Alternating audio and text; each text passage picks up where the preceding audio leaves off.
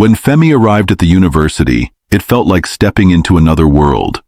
The campus was massive, with towering buildings, vast lawns, and a buzz of activity that overwhelmed his senses. The pace of life here was so different from the quiet village he had left behind. Students rushed past him, speaking in languages he didn't fully understand, dressed in clothes that seemed foreign to him. At first, Femi felt lost. The sophistication of the campus, the unfamiliarity of the people, and the sheer scale of everything left him disoriented. He was no longer the confident young man who had grown up navigating the village with ease. Here, he felt like a small fish in an enormous ocean. There were times, especially in those early days, when Femi would sit alone in his dorm room, thinking of home. He missed the quiet rhythms of village life, the warmth of his parents' presence, the comfort of their small house. He missed the way his father would place his hands on his shoulders to communicate, or how his mother's smile could brighten even the darkest days. But despite the homesickness, Femi was determined. He threw himself into his studies, determined to excel, just as he had back in the village. He knew that his success here wasn't just for him, it was for his parents too. He had to make them proud. As the weeks passed, Femi began to find his footing. He made friends with some of the other students, many of whom were curious about his life back home. His professors noticed his hard work and dedication, often praising him for his efforts. Slowly, the overwhelming sensation of being lost in a foreign world began to fade, replaced by a growing confidence. But it wasn't easy. There were still moments when Femi struggled to keep up, especially with the fast-paced discussions in class or the unfamiliar technology used in the university. He had to work twice as hard to understand concepts that seemed second nature to the other students. Yet, every time he felt discouraged, he thought of his parents, their love, their pride, and the sacrifices they had made to give him this opportunity. And so, Femi pushed on. He studied late into the night, sometimes exchanging letters with his parents to share his progress. Each letter he received from home filled him with a renewed sense of purpose. His father's carefully written notes, simple but heartfelt, reminded him of the strength and resilience that ran through his veins. His mother's words, filled with warmth and encouragement, gave him the courage to keep going. In time, Femi began to thrive at the university. His hard work paid off, and he started to stand out among his peers. But no matter how far he went, he never forgot where he came from. His parents, the village, and the lessons he had learned growing up were always with him, guiding him as he navigated this new world. But as is with most things in life, Femi quickly noticed how different he was from his peers. The campus was filled with students from well-off families, dressed in the latest fashions, talking about their summer holidays abroad and the luxuries they had grown up with. Many of them had parents who were doctors, lawyers, or business owners. They seemed to belong to a world Femi had only seen from afar. Back in the village, Femi had never thought much about his parents' disabilities. Everyone knew his family, and though they were different, they were respected. He had grown up surrounded by people who understood their unique way of life. But now, in this new environment, with students who had able-bodied, wealthy parents, Femi began to see his background through a new, painful lens. He started to feel ashamed. How could he explain to his friends that his father couldn't speak or hear, that his mother was blind? It wasn't something he was proud of anymore. It became something he hid. While his friends boasted about their parents' achievements, Femi remained silent, nodding along but never offering stories about his own family. The thought of their reactions if they found out about his parents made his stomach churn with dread, so he kept his silence. When his friends asked about his family, he spoke in vague terms, never mentioning the truth. He pretended his life back home was ordinary, like theirs. But as the weeks passed, the weight of the secret he was carrying began to grow heavier. Then, one day, Femi received a letter from his parents. It was written by his father, the letters uneven but full of love. Babatunde and Moreniki were planning to visit him. They missed him terribly and wanted to bring him some of his mother's home-cooked meals, knowing how much he must miss them. At first, Femi felt a surge of joy at the thought of seeing his parents. It had been months since he'd left the village and he missed them deeply. But almost immediately, his heart sank. What if his friends saw them? His father, unable to speak, using hand signals to communicate. His mother, with her sightless eyes, feeling her way through the unfamiliar campus.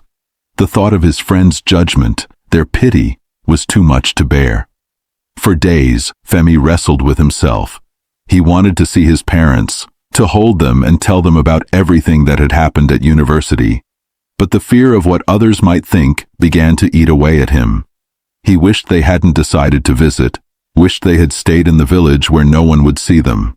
The shame he felt was like a stone lodged in his chest, growing heavier with every passing day. When the day of their visit arrived, Femi's anxiety reached its peak. His parents had traveled far, a journey that was especially difficult for them because of their disabilities. Moreniki had packed his favorite meal, spicy jollof rice, grilled chicken, and fried plantains, carefully wrapped in a basket. When they reached the campus, Femi's heart leapt when he saw them, but the sight of them, his mother feeling her way with her hands, his father quietly watching her every movement, filled him with a strange mix of love and dread. His mother's face lit up when she heard his footsteps. "Femi, we've missed you," she said, her voice warm and full of love, as she reached out to touch his face, her usual way of knowing he was there. Babatunde smiled broadly, patting Femi's shoulder in their familiar gesture of affection. But Femi's stomach clenched as he saw a group of his friends walking by in the distance. Panic surged in him. His friends would see them. They would see his father, who couldn't speak, and his mother, who couldn't see. His fear of judgment overwhelmed him. "Why did you come here?" he muttered under his breath, stepping back slightly, avoiding his mother's touch. "I told you I'm busy. I have a lot of work to do." Moreniki's smile faltered slightly. "We just wanted to surprise you, my son. We brought your favorite meal." Femi's eyes darted toward his friends, who were now laughing and glancing his way. His panic deepened. He couldn't bear to think what they were saying. His voice tightened. I don't have time for this right now. You shouldn't have come." Babatunde, sensing something was wrong, placed a comforting hand on Femi's arm, his face full of concern. Moreniki, too, seemed to feel the distance between them, her hand hovering in the air, unsure of how to reach him. Femi, consumed by the fear of embarrassment, took a step back. "I have to go," he said abruptly, his voice harsher than he intended. "Take the food and go home. I don't have time for this." And with that, he turned away, walking quickly toward his dorm without looking back. He didn't see the confusion in his father's eyes, or the hurt that flickered across his mother's face. He just wanted to get away, to escape the shame that was burning inside him. That evening, Femi sat alone in his dorm room, his heart heavy with regret. He had pushed away his parents, the two people who had given him everything, all because of his fear of what his friends might think. The image of his mother's outstretched hand haunted him, and he couldn't shake the feeling of his father's gentle touch, a touch he had recoiled from. His roommate Dapo walked in and immediately noticed the tension in the air. He sat down on the edge of his bed, observing Femi quietly. After a few moments, he spoke. "I saw what happened today," Dapo said softly. "Those were your parents, weren't they?" Femi didn't answer right away. He just nodded, his eyes downcast. Dapo sighed, leaning back. "You didn't want them to be here, did you? You were ashamed." Femi flinched at the word, but he didn't deny it. The truth was too heavy to ignore. "I didn't want my friends to see them," he admitted quietly. "My father, he can't talk, and my mother, she's blind. I didn't want them to know. I didn't want them to laugh at me." Dapo watched him for a long moment before speaking again. "I get it," he said. "More than you know." Femi looked up, surprised. Dapo had always seemed so self-assured, so confident. He couldn't imagine him struggling with something like this. "When I was younger," Dapo began, his voice calm but tinged with emotion, "I felt the same way. My dad was an alcoholic.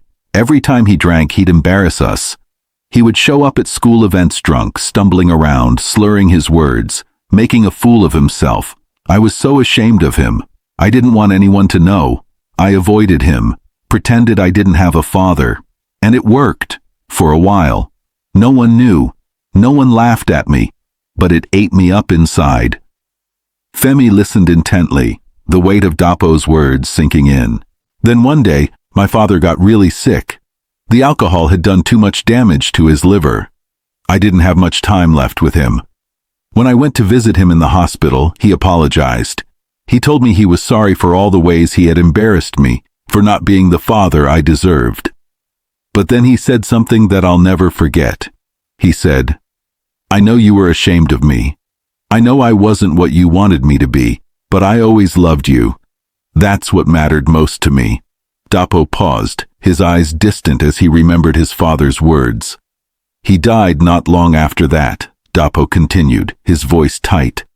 "And I realized too late that I had spent so much time being ashamed of him, trying to hide from my past, that I missed the chance to really appreciate him while he was still alive." Femi felt a lump forming in his throat. Dapo's story mirrored his own fears, his own shame. He realized now that his parents' disabilities weren't something to be ashamed of. They were a part of who they were, a part of what made them so strong. Dapo leaned forward, his voice firm but gentle. "Your parents love you, Femi. They came all this way just to see you, to bring you food because they know you miss it. And you push them away because you're worried about what a few people might think. Trust me, it's not worth it. Don't make the same mistake I did." Femi didn't need to hear any more. Without another word, he jumped up from his bed and ran out of the dorm. His heart pounded as he raced across the campus, panic rising in his chest. His parents had come all this way, and he had treated them like they were an embarrassment. He needed to find them, to apologize, to tell them how much he loved them. He sprinted to the entrance of the campus, where they had been earlier. His breath came in ragged gasps as he scanned the area, his eyes searching for any sign of them. They didn't know the campus well, and he feared they had already left. Femi's heart pounded as he ran, scanning the campus entrance frantically. His breath was ragged, and his mind raced with guilt and desperation. He couldn't believe what he had done. He had pushed away the two people who loved him most, all because of his own insecurity. He feared he had waited too long. They were probably already gone. He dashed past the entrance, his eyes darting from one side of the street to the other, searching for any sign of them. His mind replayed the moment earlier, when he had turned his back on them, the look of confusion on his father's face, the pain in his mother's voice.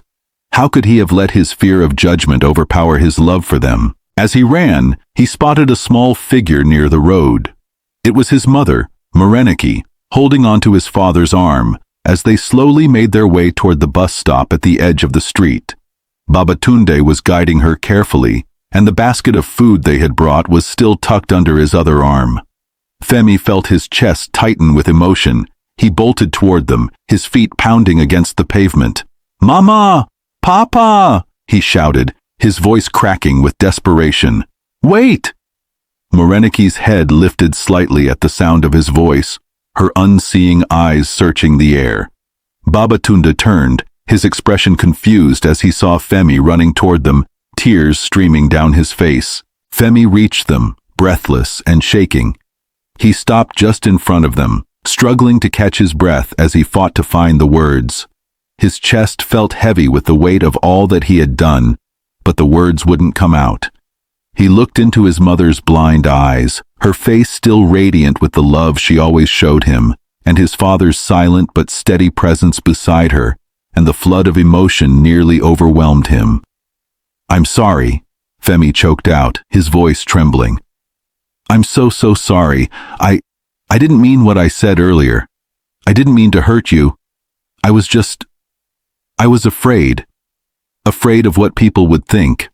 But it was wrong. I was wrong." Moreniki, sensing the raw pain in her son's voice, reached out with her hand, finding his face. Her fingers gently brushed his cheek, feeling the wetness of his tears. "Oh, Femi," she whispered softly. "My son, don't cry. There is nothing to be sorry for.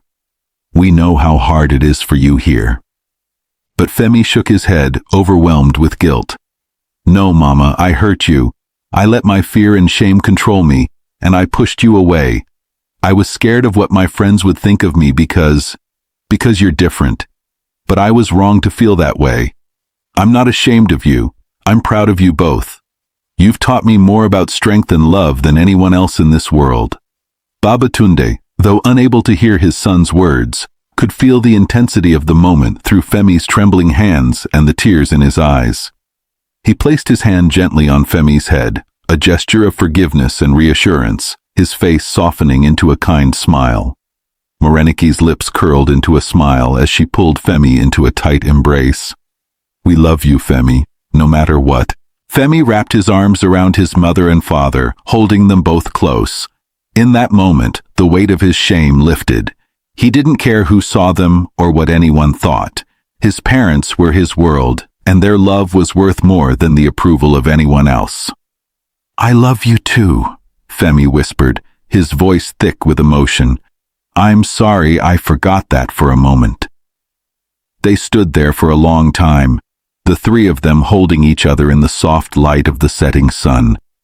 Femi's heart swelled with gratitude for the chance to make things right. He vowed never to let his shame or fear come between them again.